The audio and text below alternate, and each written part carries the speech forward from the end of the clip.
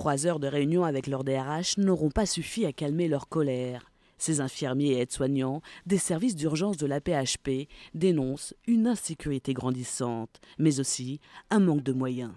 Pas plus tard que mercredi dans la nuit, mes collègues ont été agressés, 5 de mes collègues ainsi qu'un agent de sécurité, pour lesquels des dépôts de plainte ont été faits. Là, ça a été une très grosse agression qui a touché beaucoup de personnel soignant. Malheureusement, c'est loin d'être rare. Les urgences, elles sont en mutation, ça fait 10 ans, 20 ans qu'on en parle, qu'on tire la sonnette d'alarme. Le travail aux urgences, c'est plus le même qu'il y a 10-20 ans.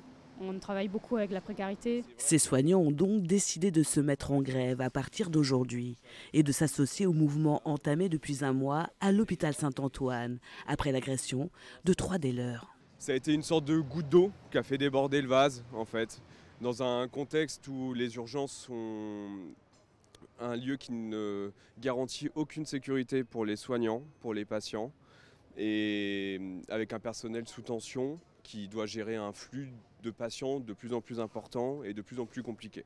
8 syndicats de l'AP-HP ont aussi déposé un préavis de grève du 18 au 20 avril.